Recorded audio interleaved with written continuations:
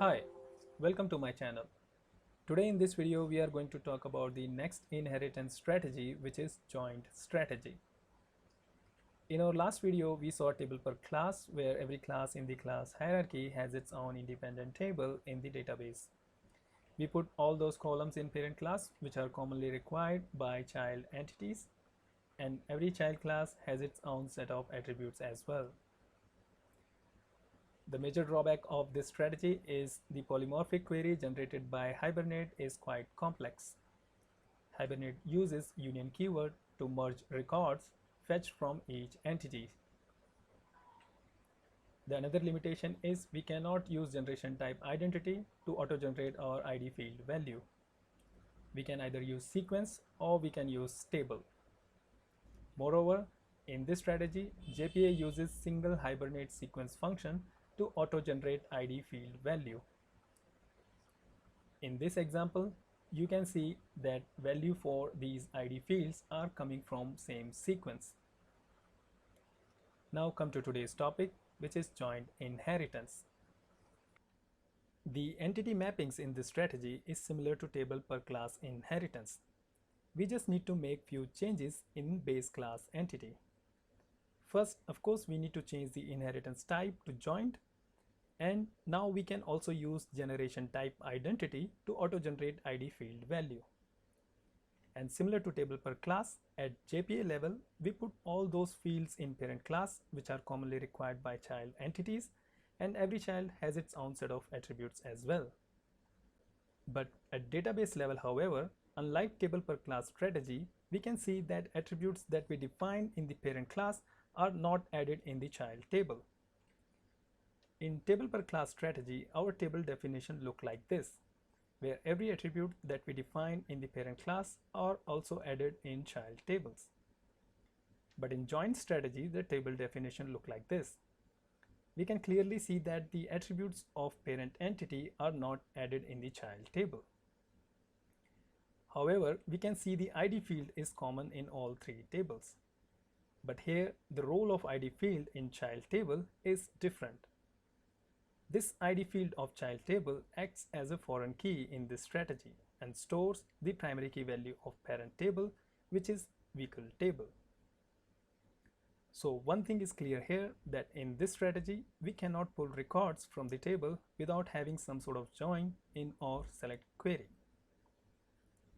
Like in this example, we can clearly see that if we try to query vehicle entity to fetch all records from the child entities as well, Hibernate generates a query using left outer join keyword to include the fields of child entities in select statement. Similarly, when we query a child entity, Hibernate generates a select query using inner join this time to include fields of parent entity in select statement. So let's go back to our code editor and see how we can implement this. I'm going to use the same entity classes that we have created in our previous example. So in this tutorial, we are just going to make few changes in our code, and after that, I will give you a brief walkthrough. If you are new to this channel and directly landed on this video from search, and you are not familiar with the process of entity or repository creation in JPA, I recommend you to watch at least my previous video in this series. Link to that video is here at top right corner of the screen. You can go and check that video first, or if a brief walkthrough is enough, you can continue watching this video. Now, first let's make required changes in our parent class, which is vehicle.java. Change this generation type to identity, inheritance type to join, and that's it, we are done. Save this. There is no need to change anything else in our code. Now let's do a walkthrough. So first we created this parent class vehicle.java and defined all attributes here that we want to share with child entities. We also covered the topic that how we can use inheritance strategy when we have some kind of association defined between entities. So we created this manufacturer.java class and defined the association between vehicle and manufacturer. Then we created child entities, which are car.java and motorbike.java with required columns, which extends vehicle.java class. After that, we created their respective repositories, and then finally we created our REST controller, vehicle controller, auto-wired all repositories here, and defined some endpoints to insert and fetch record using these repositories. Now here I want to tell you one thing, that this is the laziest way of coding. In actual project, we usually break the task in number of jobs if needed and delegate each job to the designated function or microservice. Then we compile the responses and pack the response in some Pojo class with some extra information if required, and then finally send the response back to the caller. We will see this in our future video, but for now, let's stick to the goal of this video. So before running this project, go to our database server and delete the tables which is created by JPA in our previous example. Let's say drop cascade,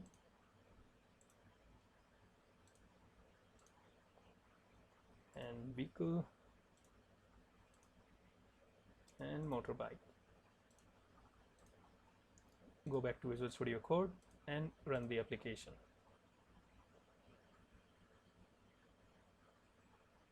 If you check the console, the required tables are created. Go back to database, refresh it, and now we can see the definition of our tables. In car, unlike our previous example, we now only have these 3 columns. And in constraints, you can see there are 2 constraints, one for primary key and one for foreign key. And if you check the definition, you will notice that the ID column is primary key and the same ID column is our foreign key as well. Okay. Now similarly, check the definition of motorbike. You will find the same thing. Okay, and in vehicle class, now we have all the columns which are commonly required. Now let's hit some endpoints and check how it works. Let's hit this endpoint first, add manufacturers. I have already created the request of add manufacturer with all required data in body, and the format is JSON, right? Now hit send. Okay. Now you can also check the manufacturer table, right? Now let's hit the another endpoint, which is add cars. Send this. We are getting status 200. Now go to database and check the car table. Okay, although in response you are getting all the records, right? But actually in car table we only have these 2 columns, and rest of these data are coming from vehicle table. Here you can see model name, and same thing you can see here, right? Now let's hit the other endpoint, add motorbikes. Okay, database, check motorbike as well. It has ID 5, 6 and 7, and in vehicle, if you see that these values are primary key in vehicle table.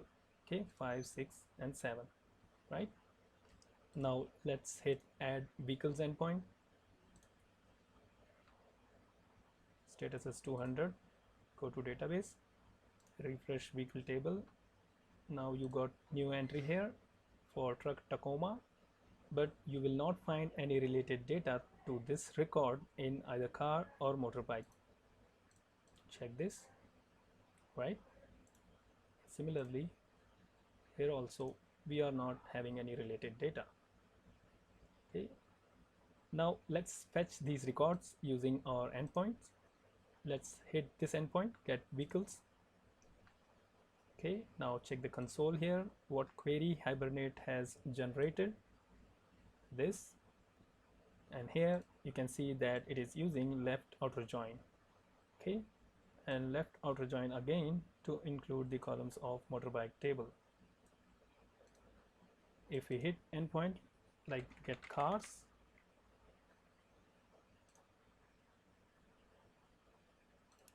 go to console, and this time this query has been generated. with inner join keyword to include the columns of vehicle table. So this was all about implementation of inheritance strategies. Now let's talk about the advantages and disadvantages of each of them and when we can use one or other. Let's talk about our first strategy, which is single table strategy. The advantage of this strategy is all records stored in a single table.